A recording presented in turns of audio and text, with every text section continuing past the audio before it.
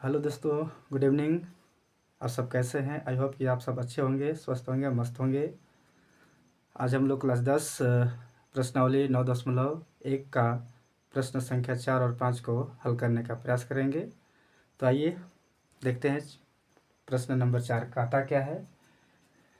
भूमि के एक बिंदु से जो मीनार के पाद बिंदु से 30 मीटर की दूरी पर है, मीनार के शिखर का उन्नयन कोण 30 डिग्री है। मीनार की ऊंचाई ज्ञात कीजिए। तो सबसे पहले हम लोग इसका फिगर बनाते हैं। हमको सबसे पहले मीनार की ऊंचाई ज्ञात करने के लिए कहा है, तो हम पहले इसका फिगर बना लेते हैं। बनेगा कैसे? भूमि के एक बिंदु, यह मान लेते हैं भूमि है। भूमि के एक बिंदु से मीनार का ऊंचाई मान लेते हैं मीनार है। मीनार का शिखर का उन्नयन कोण, मीनार के शिखर का उन्नयन कोण, ये मीनार है तो इसका उन्नयन कोण, यानी उन्नयन कोण का मतलब नीचे से ऊपर देखना, तो ये यहाँ उन्नयन कोण 30 डिग्री है। 30 डिग्री। और जो आपका यहाँ से यहाँ तक का जो दिया है दूरी 30 मीटर दिया हुआ है। ये हम लोग इसका पहले नाम देते हैं ABC। चलिए, अब हम लोग इसको नाम दे दिए और हमें मीनार का ऊंचाई पूछा है।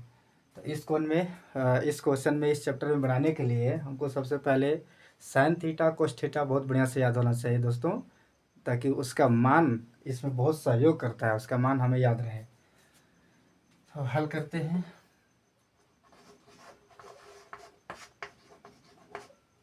हल तो सबसे पहले हम लोग इसमें देखेंगे दिया क्या है, वो लिख लेंगे।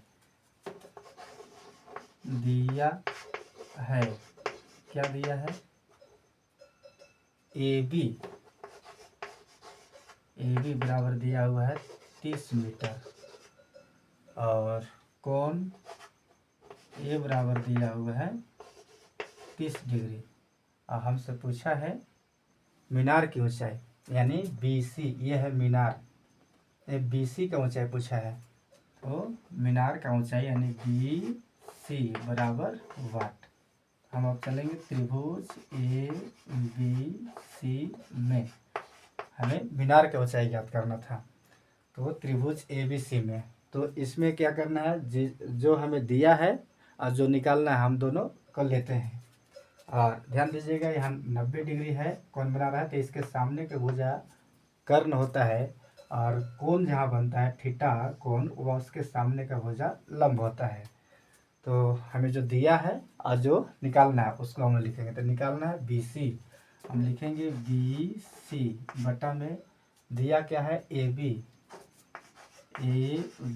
अब बराबर हम देखते हैं, यह हो गया थीटा के सामने लंब और 90 डिग्री के कोण के सामने वाला भुजा कर्ण होता है। तो ये लंब हो गया, ये कर्ण हो गया। अपने आप ये क्या हो गया, बोलो बोलो, ये क्या हो गया? ये आधार हो गया। तो ये जो है आधार है। हम देखेंगे लंब बटा आधार, लंब बटा आधार हो रहा है मेरे पास। तो लंब बटा आधार होता क्या है, हम लोग एक सूत्र लिखे थे या जानते हैं, लाल बटा कक्का। लाल बटा कक्का, लाला आम लाया कच्चा कच्चा आम। तो लंब बटा आधार, लंब बटा आधार tan होता है, tan, और थीटा की जगह पर 30 डिग्री दिया हुआ है, लिख देंगे हम।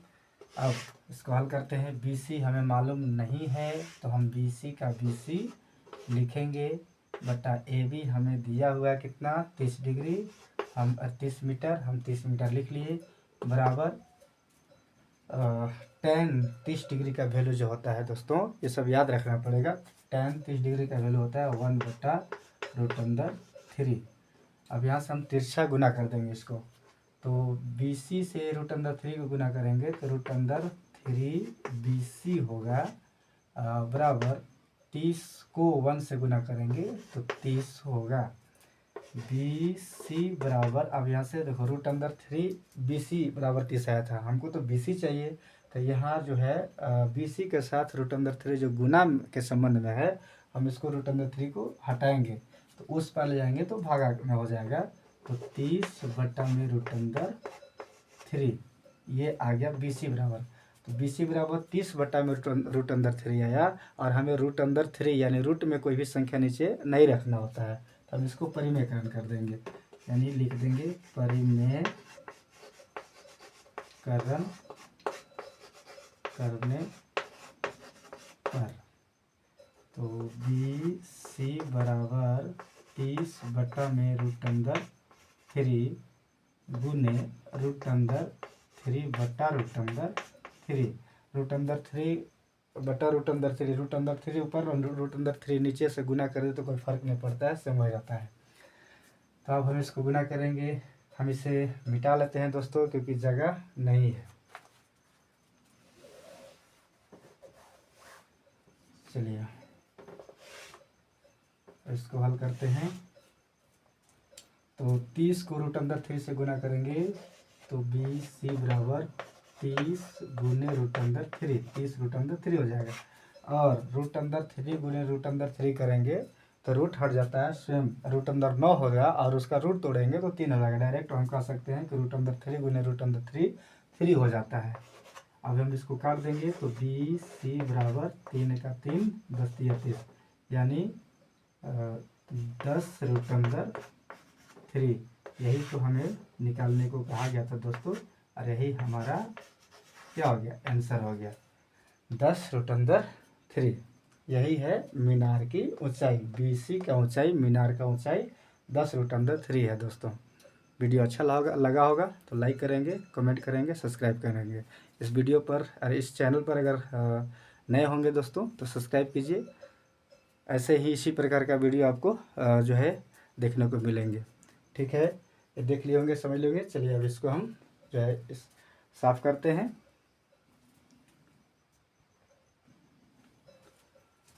तो चलिए अब आइए प्रश्न संख्या 5 पर। प्रश्न संख्या 5 बोर्ड पर लिखने का जगह नहीं था दोस्तों, तो चलिए आइए हम प्रश्न संख्या 5 आप लोगों को पढ़ कर सुनाते हैं। प्रश्न संख्या 5 कहता क्या है, भूमि से 60 मीटर की ऊंचाई पर एक पतंग उड़ रही है। पतंग में लगी डोर को अस्थायी रूप से भूमि के एक बिंदु से बांध दिया गया है। भूमि के साथ डोरी का झुकाव 60 डिग्री है। यह मानकर कि डोरी में कोई ढील नहीं है, डोरी की लंबाई ज्ञात कीजिए। भूमि के एक बिंदु से, भूमि से जो है 60 मीटर की ऊंचाई पर एक पतंग उड़ रहा है। चलिए हम लोग पहले बनाते हैं फिगर। ये मान लेते हैं दोस्तों, ये भूमि है और इससे 60 मीटर की ऊंचाई पर, ये 60 मीटर की ऊंचाई पर पतंग उड़ रहा है। मान लेते हैं यहाँ पतंग है दोस्तों, जैसा भी है पतंग आप लोग काम चला लीजिएगा, देख करके हंसीएगा नहीं। ये पतंग उड़ रहा है और इससे लगा जो डोरी है वह, उसका झुकाव जो है 60 डिग्री का कोण बना रहा है। यहाँ से जो ये आया है ये 60 डिग्री का कोण बना रहा है दोस्तों, 60 डिग्री। ये डोरी है, पतंग का डोरी। ये 60 मीटर का ऊंचाई पर उड़ रहा है पतंग, और ये पतंग का डोरी है, और जो बिल्कुल एकदम तना हुआ है, एकदम टनाटन है, और ये 60 डिग्री का कोण बना रहा है। ठीक है, ये क्वेश्चन है। अब हम लोग चलिए इसको नाम दे देते हैं ए बी सी। यहाँ 90 डिग्री है, 90 डिग्री के सामने का भुजा कर्ण कहलाता है और कोण के सामने का भुजा लंब कहलाता है। तो हमें क्वेश्चन में 60 मीटर की ऊंचाई पर, तो यहाँ से यहाँ तक का ऊंचाई दिया हुआ है 60 मीटर की ऊंचाई पर। ये जो हमें दिया हुआ है 60 मीटर की ऊंचाई दिया हुआ है।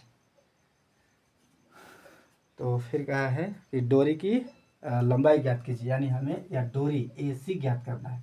AC मेरा डोरी है, पतंग का डोरी है AC, और ये BC पतंग पृथ्वी से कितना ऊपर उड़ रहा है ये ऊंचाई दिया गया है। चलिए हम लोग हल करते हैं इसको। दिया है, पहले लिख लेंगे क्या दिया है। दिया है BC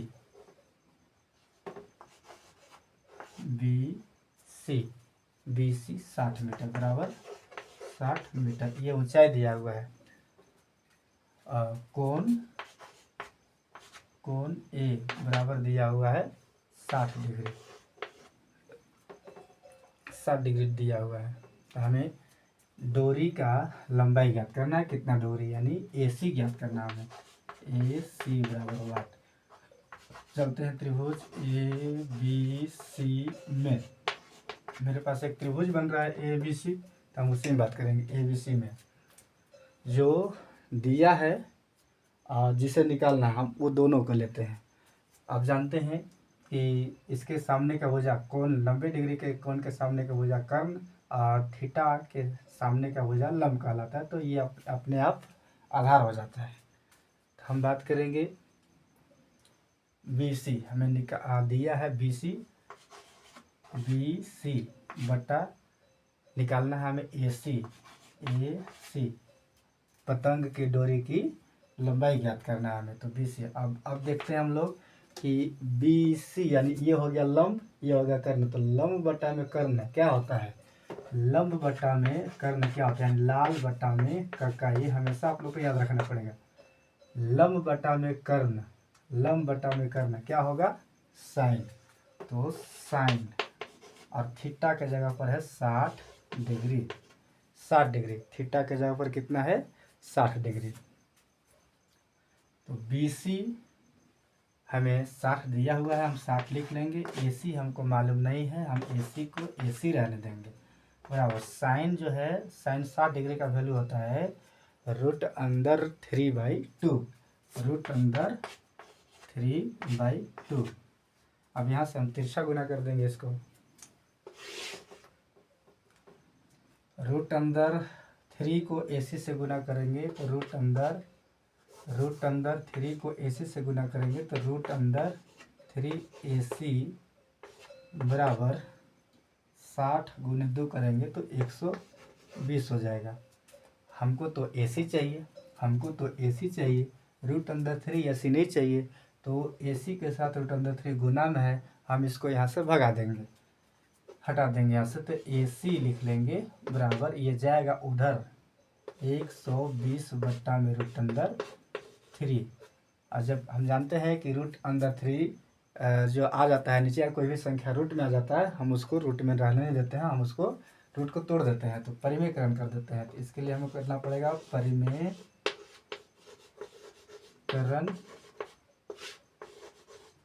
करने पर।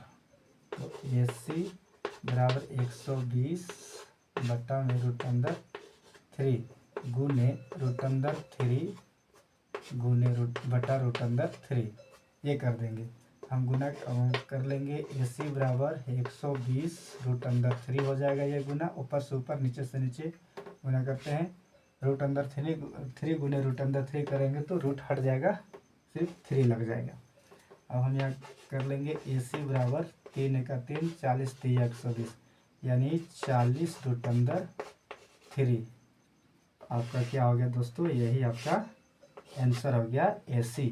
यानी पतंग के रस्सी का जो लंबाई, पतंग के रस्सी का लंबाई जो होगा 40 √3 मीटर आपका होगा। यही आपका आंसर है दोस्तों।